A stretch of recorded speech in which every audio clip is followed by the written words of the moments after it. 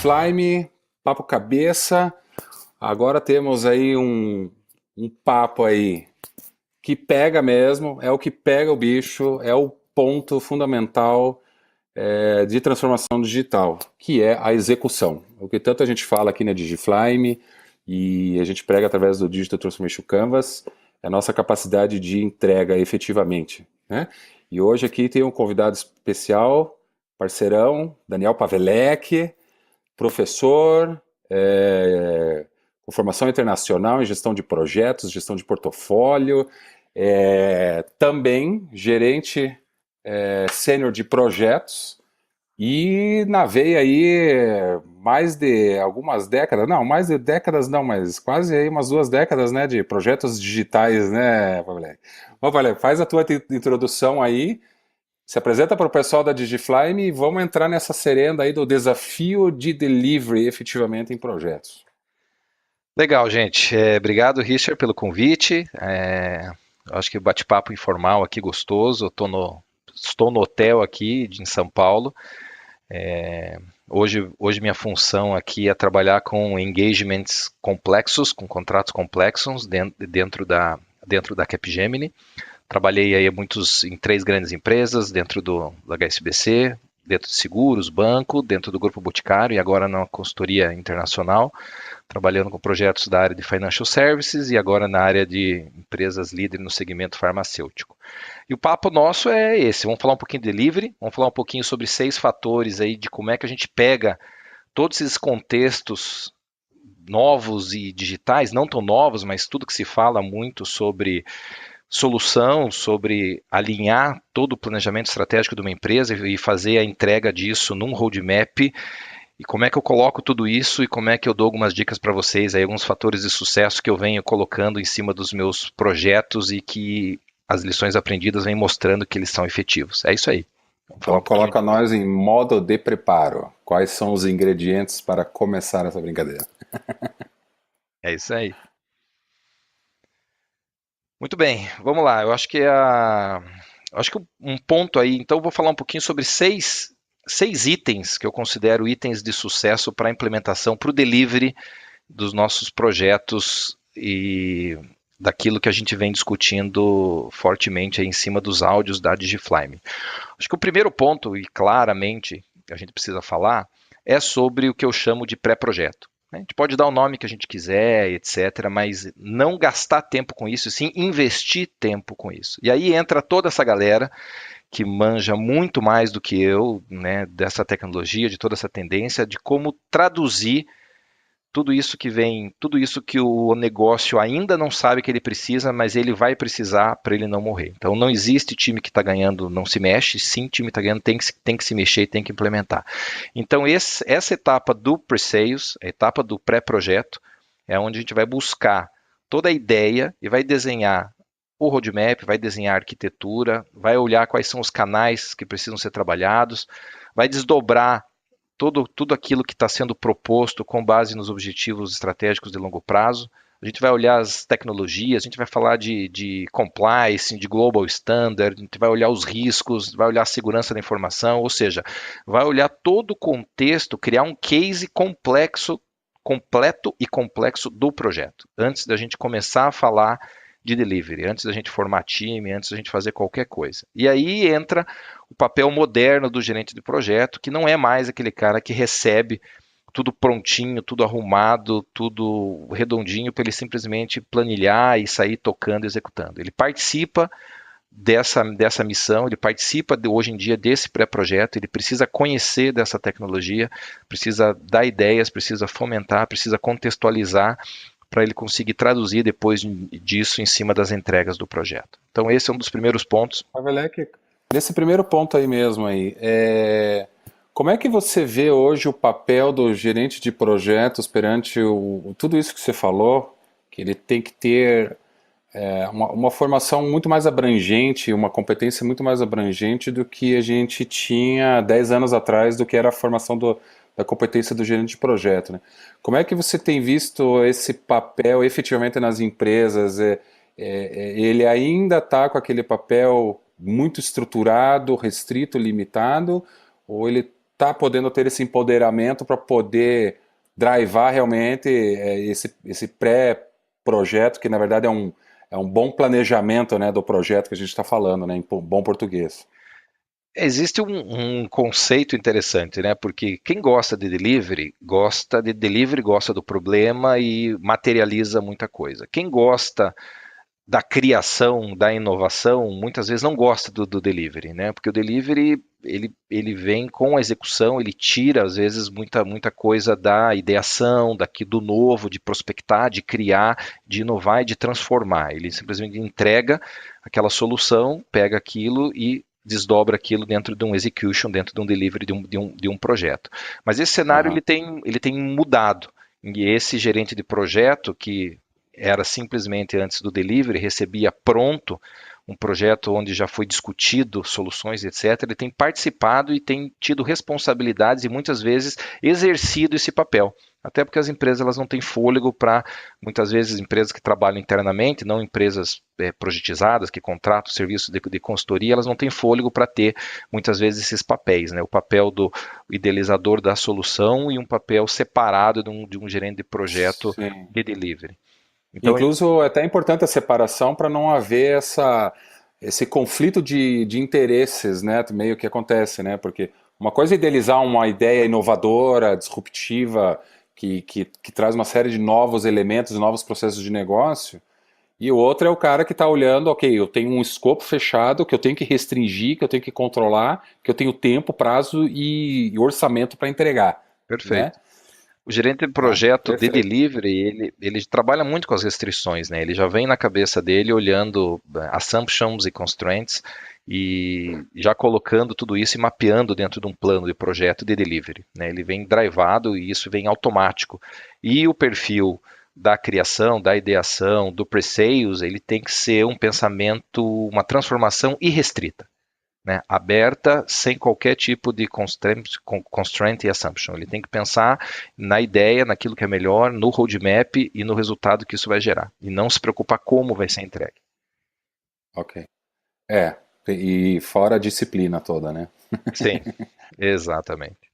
Mas é um contexto que tem mudado bastante. O que eu tenho visto hoje é esse gerente do delivery participando mais da criação, do desenho do projeto, né? Ou seja, ele precisa estar atualizado, precisa conhecer e precisa discutir com o time de arquitetura, com o time de produto, com o time de negócio e infraestrutura, seja qualquer área envolvida, ele precisa discutir nos mesmos termos e nos mesmos níveis de conhecimento sobre o escopo e os principais objetivos do projeto. Tá, perfeito. Bom, o segundo ponto aqui que eu coloco dos nossos 6 é o tempo do projeto, né? Eu não vejo mais, ao longo dos últimos anos, grandes projetos sem entregas materializadas no curto prazo. Quando eu digo curto prazo, estou falando de 6 meses a 10 meses.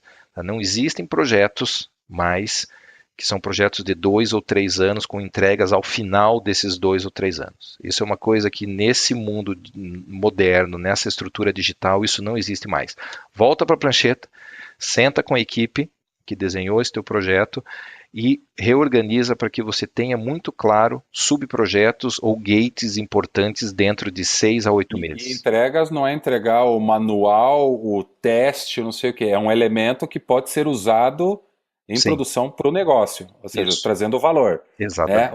Né? E não mais aquele, eu entrego vários pacotes, mas o sistema ele é inútil ainda, né? Não consegue operar o módulo, o componente, etc. Então precisa. Exatamente, exatamente. Essa é a ideia. Essa é a ideia. Não existe mais qualquer entrega de longo prazo. Você precisa olhar e entender como é que você faz uma entrega de valor possível de ser feito um deployment em produção e que a área solicitante consiga utilizar isso. Tá? Isso não é algo que não é algo mais factível e aceito dentro das organizações. Tá? Hoje se muda muito rápido, as lideranças mudam muito rápido, a tecnologia ela muda muito rápido e também, obviamente, os orçamentos das empresas com base em restrições de cenários econômicos em crise, etc., também mudam muito rápido a cada 6 meses, né? Hoje em dia as empresas têm E com o orçamentos. rolling plan acontecendo anualmente, o Isso. projeto sempre está à mercê de ter ou seu corte Eu, ia- não ia- eu ia ou a sua colocar, redução. eu ia colocar até revisões orçamentárias semestrais, eu já tenho visto dentro das empresas, não mais anuais. Sim, porque a previsibilidade está muito baixa. E esse outro ponto também, a gestão de projetos, ela vinha muito com aquela questão do tempo do projeto, mesmo que ela quebrasse os entregáveis e tal. O que você está meio dizendo hoje é que a variável tempo está trazendo alguns conceitos do Agile, por exemplo, como do time bound, do time box, ou seja, eu tenho que ter um ritmo de entrega. Em vez de olhar como tempo, eu tenho que ter um ritmo contínua de entregas, né? Para poder trazer esse valor. E o cara tem que ter um domínio muito bom do escopo e do produto e do que vai ser entregue para ele poder entregar a primeira versão, né, o MVP, né, o Minimal Viable Product daquele projeto para gerar o valor, a segunda versão e assim por diante, né? É isso mesmo, porque antes até existia projetos de 3 anos, né? Existem ainda. Se você pensar em certos projetos de RP, etc. e tal, esse modelo pode ser que algumas empresas, não conheço nenhuma empresa que consiga ter entregado nesse modelo que você está falando, mas eu acredito que poderia sim ser entregue alguns módulos, alguns serviços para já ter o benefício já, né? Nos próximos 6 meses ou até menos, né? É isso, na verdade, identificar quais são os drivers do projeto no início, né, já é uma prática aí não nova, né? Ou seja, você entender se esse projeto ele tem um driver de tempo, tem um driver de escopo, né? Quando fala escopo, você está falando sobre qualidade, ou um driver financeiro, né? O que que é mais importante? Qual é a restrição desse projeto? O que que é aquilo que desenha esse projeto, né? Ou seja, identificar isso no início e conseguir desenhar o teu plano de entrega com base nesse direcionador já não é algo novo e com base nisso você olha e trabalha os teus entregáveis. Mas eu não vejo mais grandes projetos de sucesso com entregas em grandes espaços de tempo. Mesmo grandes implementações de RPs, você precisa modularizar isso, dividir, criar subprojetos, gates importantes, fazer as entregas, realinhar, colocar um novo baseline, celebrar essas entregas. Ninguém aguenta mais 3 anos para você fazer uma entrega e ser reconhecido como um time que entregou algo, né? Você precisa ter isso dentro de ciclos menores de projetos, até por questões motivacionais e relacionadas à natureza do ser humano. Exatamente. Pessoas entram e saem do projeto, pessoas saem de licença maternidade Isso daí. até, E volta. e volta, não sabe onde está o projeto, ou, assim, vai perdendo, vai queimando a energia, né? Aquela empolgação inicial do projeto, né? O famoso churrasco de kick-off e tudo mais, toda aquela energia vai se dissipando, porque a complexidade é muito grande, o volume de trabalho fica muito grande e é ruim. Então tem que usar a teoria do Jack Stripador, né? Fragmentar isso aí para poder manter esse ritmo, né? E atender aí as circunstâncias, né, que acontecem, né, na vida profissional das pessoas, mudanças, né, pessoas que mudam de áreas, mudam de responsabilidade, mudam de papéis, e o conhecimento do projeto, em parte, é prejudicado também quando tem uma duração muito grande. Isso daí. Beleza. Terceiro E o ponto. terceiro point, né? Terceiro ponto é você definir claramente um gate com o time técnico entre o final da tua elaboração, da tua fase de planejamento e entre ao início da construção. Seja uma construção com um time interno, ou seja uma construção com um software factory, uma fábrica de software, você precisa investir um tempo claro para fechar os teus requirements e fazer com que eles estejam absorvidos, entrem na veia dos líderes técnicos, não de todo o time técnico, dos developers, etc., mas dos líderes técnicos. Você precisa investir esse tempo. E você precisa ter claramente esses requirements aprovados e entendidos. Você precisa ter isso muito bem estabelecido. O que eu vejo que era um ciclo natural de projetos no passado, era você, dentro da própria fase de elaboração, à medida que um set de requirements estivesse definido ou de forma high level, você já conseguiria entrar com paralelismo para equipes de desenvolvimento já receberem aquele set de requirements e iniciarem alguns desenvolvimentos, etc. O que eu tenho visto ao longo dos anos, e principalmente nos projetos aí envolvendo complexidades modernas, técnicas, eu vejo que isso não tem funcionado, né? O que precisa claramente antes de você colocar todo um time, que muitas vezes pode ser acima de 50, 80 recursos numa fábrica de software, seja na Índia ou seja localmente, antes de você ligar o taxímetro de toda essa equipe, você precisa ter muito claramente na tua liderança técnica o entendimento do que precisa ser entregue, da complexidade que precisa ser feito, para você conseguir ter uma gestão clara sobre isso. Lembrando, né, o gerente de projeto, ele não está lá desenvolvendo, né? Ele pode ser o melhor técnico de futebol do mundo, mas quem está fazendo o gol e quem está defendendo são os 11 em campo. Então esse é um grande desafio, o terceiro ponto importante que eu gostaria de destacar para o sucesso da minha vida. Na prática, como é que fica isso na prática, Pavel, aqui? Porque minha experiência, tá? Eu pessoalmente me recuso hoje a ter que trabalhar com requerimentos no modelo que a gente vinha trabalhando desde o modelo do Rupi, com use cases, etc e tal, porque eu acho que é um esforço muito grande gerenciar esse conteúdo todo, sendo que tem que ter um engajamento muito forte do negócio e daí do pessoal de TI para ir nisso daí, e ele deixa muito espaço também para interpretações, né? De certas definições lá. Não estou falando talvez daquelas definições específicas de regras e etc e tal do produto e tal, mas da experiência como é que vai ser aquela experiência, como é que vai ser aquela iteração, seja uma aplicação web, uma aplicação mobile, e hoje com tantos outros tipos de interface que a gente tem, né? Como é que você vê hoje a melhoria de ser mais produtivo, mais eficiente e eficaz para encurtar esse gap que se cria daquele monte de documento que vai para lá e para cá, fora aquele processo todo de revisão e aprovação que tem que ser feito, porque muita coisa tem essa coisa que vai sofrer lá na homologação, né? A gente viveu isso daí, a gente sabe disso daí, né? Quando chega lá na homologação, a percepção do cara era uma na cabeça dele, e aí ele vai lá e tal. O que você tem de dicas aí que você vê, que você tem praticado ou não, para tentar otimizar isso, essa fase de elaboração, para ela ser também realista, né? E não ser aquela coisa meramente empírica, teórica, nesse processo?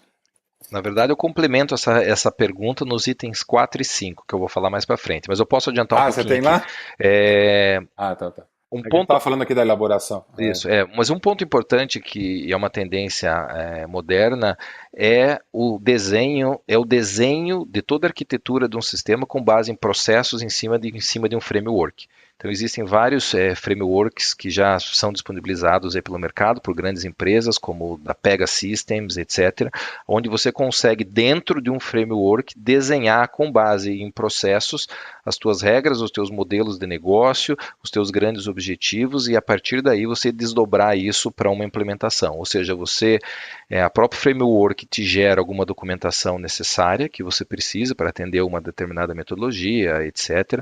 Mas você tem todo o desenho dos teus processos dentro de uma ferramenta e o desenvolvimento respeitando todas essas regras imputadas na ferramenta. Então você acaba tendo Então deveria ser aquele mundo de Word, Doc, não sei o que, aquela pilha que guarda num repositório, né? e depois Está não dizendo que usa, você ninguém está trabalhando atualiza. de maneira mais integrada, próxima à tecnologia, e isso já está sendo. Tem toda uma gestão já lá, uma automatização disso tudo, e você já consegue ver processos, etc., em funcionamento antes de você Perfeito. sair implementando no detalhe aquilo ali. Isso evoluiu muito, né? Muito se discutia sobre isso há mais de 15 anos atrás, sobre você, você gerar esqueletos, pseudocódigos com base. Aí era o MDA, né? Mas era baseado em um ML, que não, graficamente não era Isso, compreensível a área de negócio e gerava o código. Aí ele estava entre a arquitetura, né, a arquitetura da aplicação com o código. Mas agora nós estamos falando de requirements, né? Estamos falando de isso, requerimentos, né? E isso a, mesmo. e a TI adora estabelecer um contrato, né? Ela quer aquilo, né? Regado, e a gente sabe que não funciona, porque toda hora degringola uma mudança, uma alteração, uma coisa, e fica difícil gerir isso. Parece um esforço para gerir um cotovelo, entendeu? E aí aqui você está falando que não, eu posso trabalhar num framework, ou seja, eu quero desenvolver projetos em cima de uma plataforma agora, não é nem mais um framework, é uma plataforma, certo? Sim, E nessa plataforma que tem várias capacidades digitais lá dentro, né? Você já consegue ter isso integrado dentro da plataforma, sim. né? Isso é bacana. Inclusive com métricas de esforço, de tempo e de skills necessário para fazer aquela implementação. Opa, Inclusive, agora estamos falando. isso daí. Então, hoje em dia, uma série de frameworks eles já propõem isso para trabalhar, mas isso por si só, ele não resolve todo o gap. Um dos pontos que ajuda a resolver é o item 5 que eu vou falar agora aqui, é o item 4, desculpa, que eu vou falar agora, que é a participação ativa do negócio dentro da construção. Então, não existe mais qualquer área de negócio que durante a construção que representa aproximadamente 50% de um esforço de qualquer projeto, normalmente esse é o número clássico, 50, 55%, não existe mais áreas de negócio que durante essa fase de construção elas desaparecem do projeto. Elas atuam fortemente na iniciação, atuam fortemente na elaboração, quando chega no início da construção eles desaparecem e voltam depois no UAT, no User Acceptance Test, nos testes de usuário. Não existe mais esse modelo. O modelo moderno e hoje que funciona é durante toda a construção do projeto, você dividir o que a gente pode chamar, por exemplo, qualquer nome que você possa dar a esses gates, mas um dos nomes que eu utilizo aqui é show and tell, ou seja, você divide a tua Tá? construção em diversos builds e você apresenta ao negócio, ao teu cliente, esses show and tells, que é a apresentação do que foi desenvolvido rodando, funcionando com as telas, todos os processos daquele build, você apresenta num ambiente, por exemplo, de SIT, e aí, com base nesse resultado, você tem todo o feedback do cliente e você, dentro da construção, você já faz as melhorias e você já entende os gaps que estão sendo levantados.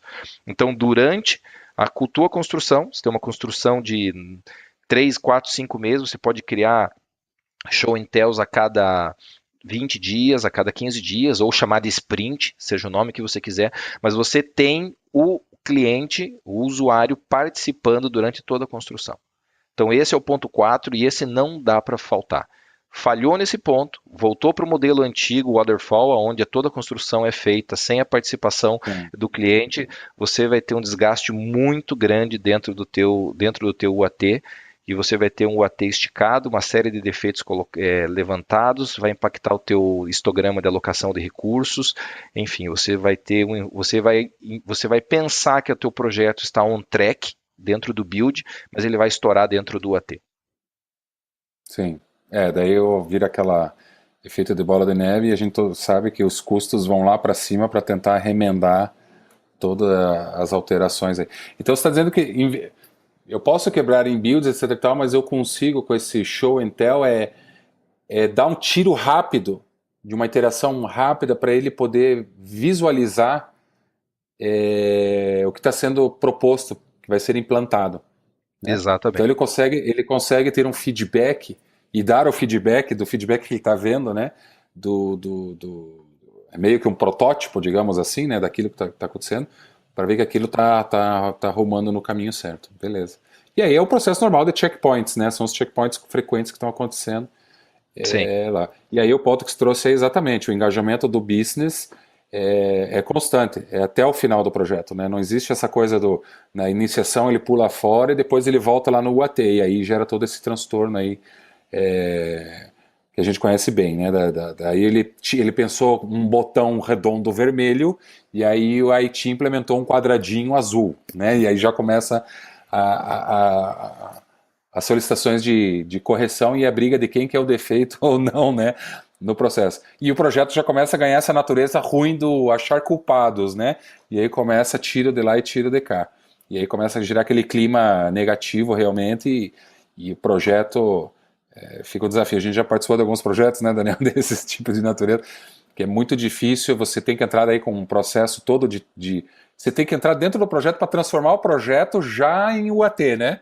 Para ele recuperar um pouco a energia e a motivação da galera para concluir e fazer os acertos que tem que fazer. Legal. Qual ponto mais ali? Temos o sexto, o quinto ou o sexto Quinto, ponto? o quinto ponto é uma prática parecida com o modelo de critical chain, com o modelo de corrente crítica, que é você trabalhar com um buffer. Não é você colocar mais gordura naquilo que realmente representa, mas você precisa ter claramente dentro dos teus requirements, no final da elaboração, que você terá discussões sobre change requests. Você terá discussões grandes e terá discussões pequenas. E você não pode, a cada mudança, a cada ajuste, a cada mudança de um fluxo, de uma regra, de uma funcionalidade, de um processo, toda hora pontuar isso como um change e entender que isso alguém precisa pagar esse esforço extra ou tem um impacto dentro da triple constraint, etc. Você precisa trabalhar com um modelo justo, mas você tem um buffer, aonde você entende que se você tiver no modelo antigo, todo o espaço de tempo que você tem, você vai consumir ele com esforço, né? É a própria, que a gente chama de síndrome do estudante, que ele vai estudar só na véspera da prova, e se adiar a prova, Ah, ele vai deixar para estudar na véspera de novo, ele não vai continuar estudando. Então você trabalha com cronograma enxuto, mas você trabalha internamente você trabalha com buffers, seja ele de esforço, para uma fábrica de software, ou seja ele até em prazo.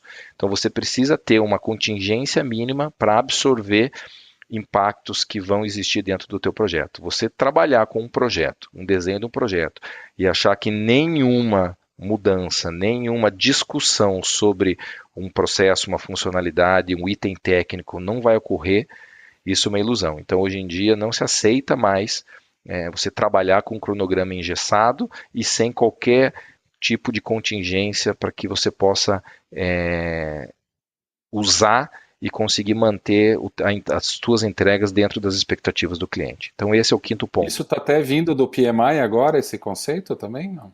O modelo de corrente De crítica ter já esse... está no PMBOK, né? Ele já vem do PMI, é um modelo um pouco diferente, você trabalha justamente com isso, né? Com essa tua contingência, e aí você vai utilizando o teu buffer em cima dos teus roadblockers que vão aparecendo ao longo do ciclo de vida do projeto. Então essa é a grande ideia, você tem algo E, na extremamente verdade, é um enxuto. buffer natural da previsão de que vai existir o risco, né? Quer Sim, dizer, o risco existe, mas que vai executar um risco, né? sim, Vai ter execução de um risco. E sim. aí tem que ter esse espaço aí. Sim. Legal. E aí vai da maturidade tanto da empresa do cliente ou da empresa do fornecedor, ou a mesma empresa, né, que esteja prestando serviço internamente, de conseguir encaixar isso dentro do planejamento, né, seja ele financeiro ou em questão das datas. Discutir que sim, esse é o modelo que se trabalha, e tem um buffer e a gente vai trabalhando em cima dessa contingência. Tá. E aqui o sexto ponto e o último E ponto. dentro só para concluir ali, em tudo, na verdade, hoje, no preço de tudo existe o elemento risco, né? Então, por que que não estaria esse elemento de risco dentro do orçamento que o gerente de projeto trabalhou para construir, né, o plano dele?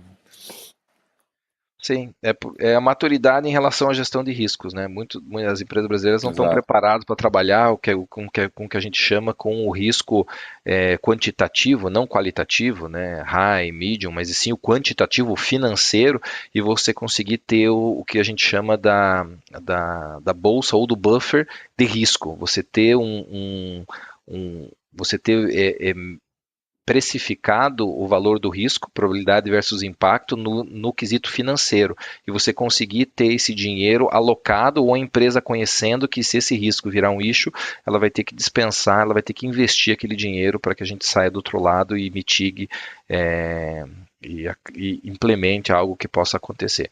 Então essa maturidade ela não existe, então trabalhando com um modelo de buffer dentro de esforço e dentro de cronograma, fica mais fácil. Perfeito. E E o sexto, agora? e o sexto e Sexto último ponto. ponto, que acaba resumindo um pouco dos 5 anteriores, é lembrando que feito é melhor que perfeito, né? Então essa frase ela é antiga, mas eu vejo muito aí ao longo dos anos em projetos o preciosismo, né? Ou seja, é querer fazer tudo, querer atender tudo, querer entregar algo que realmente agrade a todos, agrade a, a, a todas as áreas. E a gente tem visto que isso não acontece. Não existe como terminar um projeto agradando 100% a todos. Alguém, de alguma maneira, vai sair com algum pensamento que algo poderia ter sido melhor, algo poderia ter sido feito diferente, etc. Mas o importante é você fazer, você engatilhar a tua versão 2 da tua aplicação, do teu sistema, você identificar tudo aquilo que ficou dentro de um parking lot, já organizar dentro do final do projeto quando que poderia ser entregue uma versão 2, qual seria o orçamento para se fazer essa versão 2, quais são os requirements must have, should have, etc. E você conseguir trabalhar com isso para você conseguir fazer a tua entrega respeitando as restrições. Tá? Os principais projetos que acabam buscando essa perfeição, eles acabam estourando tanto no cronograma quanto no orçamento e, obviamente, quando se entrega o projeto, não se cria aquela ideia de celebração do projeto e acaba tendo aquela ideia que foi um velório a entrega do projeto, né? Sim. Que bom que o Sim, projeto acontece isso aí. descansou. Ele não. E aqui olhando para o Brasil agora, vocês têm todo já esse pódio, né, esse corpo de conhecimento, referências, tem toda essa questão de maturidade. Como é que você vê no Brasil? Porque no Brasil a prática tem sido muito adotada, a questão de certificações do PMI. A gente não está naquele ano 2000 que existia, né? Dava para contar na mão quantos gerentes de projetos existia, né, no Brasil efetivamente. E com tanto, até MBAs, né, se formaram nos últimos anos específicos em gestão de projeto, etc. E tal. Mas na prática, como é que está o Brasil, as empresas realmente olhando para isso, para tirar o proveito mesmo e poder criar uma condição, né, do dia a dia, né, do trabalho, que seja, né, coerente, não aquele sufoco de sempre, né? Projetos saindo do prazo, saindo do orçamento, e começa o corre-corre, e começa o pessoal a jogar horas extras, e começa aquelas coisas, né? Que para ver se sai um milagre lá do outro lado, porque a gente não segue, né, a receita de bolo, às vezes, né, que já vem ali da experiência de vários gerentes. Como é que você vê o Brasil hoje nessa maturidade aí de gestão de projetos? Projeto é investimento, né? Então, quando eu olho num cenário nacional das grandes empresas, num cenário com restrições econômicas, em cenário de crise, eu diminuo os meus investimentos, eu diminuo o change the business, né? Eu acabo fazendo só o run the business dentro da operação e diminuo os meus investimentos em projetos. Isso faz com que eu diminua a quantidade de projetos ou quantidade de investimentos transformacionais que as empresas estão buscando e gere um gargalo maior em cima de todo um cenário muito otimista gerado nos últimos 4 anos antes de 2012, né, de 2008 a 2013, a gente pode falar um pouquinho nesse cenário, onde gerou uma série de necessidades de gerentes de projetos. Então houve sim, com base aí nos últimos anos, uma diminuição desses projetos, diminuição de investimentos e as empresas se reestruturando com base nesse cenário. Ou seja, cortando os seus investimentos, os seus projetos e, obviamente, as posições de lideranças em relação a esses projetos. Tá? Então, dentro de um cenário de projetos no Brasil, a gente tem, na minha visão, a gente tem mais oferta do que demanda hoje, a gente tem muita gente buscando oportunidade e desafio, dado justamente esse histórico que eu comentei. E hoje a gente tem a gente tem as empresas podendo escolher realmente os gerentes de projetos que têm uma maior experiência, que se desenvolveu, que buscou, seja tecnologicamente ou seja dentro de soft skills, seja hard ou soft skills, se buscou melhorar, buscou se desenvolver, buscou crescer, compartilhar experiências, se desenvolver. Então elas estão podendo escolher profissionais sêniores, até por investimentos não tão grandes quanto em anos anteriores para poder gerir os seus principais projetos. Então eu vejo sim uma maturidade maior nos profissionais hoje alocados em grandes projetos, justamente por essa restrição econômica que o país ainda tem sofrido.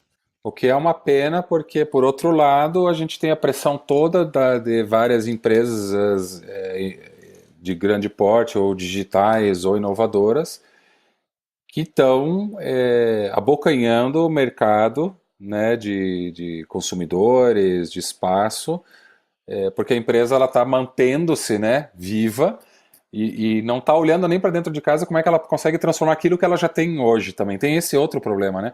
Às vezes fala muito do eu vou pondo mais um pouco, né? Mas tem que olhar no tanto que você já tem, se não há oportunidade de você transformar esse ou run the business, né? Porque às vezes o run the business é um tomador, né? Eu tinha olhado um outro número aí, bancos no Brasil, em média, estavam gastando 85% do seu orçamento em run the bank. Então tem um problema grave aqui, né? Se ele tem esse orçamento e ele está pondo 85% só para manter e-mail, para manter a intranet, para manter o serviço lá da autenticação, para você tudo aquilo que é Legado. dela, que é legado não é só legado, às vezes tem até sistemas novos que ela colocou, mas ela implantou o hardware, ela implantou toda a infra, o stack, o sistema operacional, e ela não foi para a nuvem, por exemplo. Ela falou assim, cara, em vez de eu pagar por consumo, e é uma conta que eu consigo entender todo mês, porque é o preço unitário do serviço, a unidade de serviço, seja por usuário, por consumo de serviço, seja o que for, para manter toda uma infraestrutura e ela perdendo a oportunidade de usar parte desse orçamento para exatamente se tornar mais competitiva, né, para frente, para o futuro, né, e trazer inovação. Aí fica meio que esse ciclo vicioso, né, negativo, né, porque começa a virar entrópico e a única coisa que o cara começa a fazer é cortar mais, cortar mais, cortar mais, por cap todo ano, né, e aí chega numa situação que ele perde pessoas, ele começa a perder talentos e aí cria toda essa situação aí de ele não conseguir mais para ir para onde, né? Não tem mais da onde, né? Vou cortar o que aqui, cortar quem, e preciso de outros investimentos, vou recorrer a crédito para poder desenvolver uma coisa nova. E aí já perde na corrida aí, na competitividade. Né? Bom, legal. Bom, e na maturidade, eu te perguntei mais aqui, que você falou um pouco do perfil do profissional, como é que tá isso? Mas na prática, nas empresas, como é que você vê a maturidade do emprego da gestão de projetos e seguir a metodologia e o processo dentro das empresas? Como é que você vê isso? Ainda é aquela coisa muito personalizada, customizada, ou existe um pouco de maturidade para se comparar as empresas entre o nível de maturidade do processo que ela tem? Podemos chamar aqui, por exemplo, do CMM, por exemplo, né? Dela. Tem, não tenha dúvida. Hoje a maturidade das empresas aumentaram muito, não tem mais espaço para metodologias e deliverables que não agregam valor. Hoje em dia Sim. é muito claro isso, diferente de vários anos atrás, que existia um pouco de burocracia dentro de metodologias. Hoje a metodologia ela vem para suportar, para agregar e para fazer com que eu aumente a minha qualidade, melhore atinja os meus KPIs do meu projeto. Então pelo fato de a gente ter tido uma seleção por restrições aí econômicas e ter trabalhado mais com gerentes de projetos mais sêniores, hoje a gente vê claramente dentro das empresas e dentro dos projetos essa experiência sendo refletida. A gente vê mais maturidade, a gente vê tanto maturidade dentro, respeitando processos, entregas, metodologias, mas a gente vê essa maturidade vindo do próprio gerente de projeto. Tá? Não adianta impor nenhum processo, nenhuma metodologia, nenhum modelo Lean, IT, nada relacionado a isso, se você não tiver no gerente de projeto esse buy-in, esse engajamento, e ele entender o valor que isso agrega, com base na experiência dele, lições aprendidas dele no passado, sejam erros e acertos, e fazer com que isso seja adaptado ao contexto do projeto, à cultura do cliente, e que faça a entrega de valor esperada. Beleza. Legal, então. Bom, pessoal, Muito bem. esse foi o nosso papo cabeça aí de hoje. A parte de delivery é complexo, não é um trabalho fácil. Já estive lá, mas não consigo mais Falei, falei que tocar o isso cara de aí, mas delivery, cara de eu inovação não quer valorizo, voltar para o eu delivery. valorizo muito. Eu valorizo muito um bom gestor de projeto. É realmente uma peça fundamental nesse quebra-cabeça aí da transformação digital. Bom, Pavelec, agradeço aí tua contribuição, tua participação aí no nosso papo de hoje. Esse é o primeiro de muitos. Pessoal aí da Digiflyme, fica esperto aí, tá chegando um monte de vídeo aí, eu sei que vocês estão malucos, mas voltem, tá tudo ordenado lá, bonitinho, para vocês poderem seguir aí o nosso papo aqui. Se inscreva no nosso canal no YouTube, ou vai lá no nosso site, na Digiflyme, barra Papo Cabeça, tá todos os vídeos lá. Dê o seu like e dê o share, pô. Precisamos do share. Então vamos dar o share aí, o compartilhamento, para que esse assunto se desenvolva mais dentro do Brasil e a gente possa, quem sabe, contribuir aí para um resultado futuro nosso, na nossa economia, que esse país tem muito potencial em capital humano e de capacidade e competência para poder fazer a coisa acontecer. Pessoal, valeu. Pavelec, valeu, um abração, cara. Até a próxima. Até.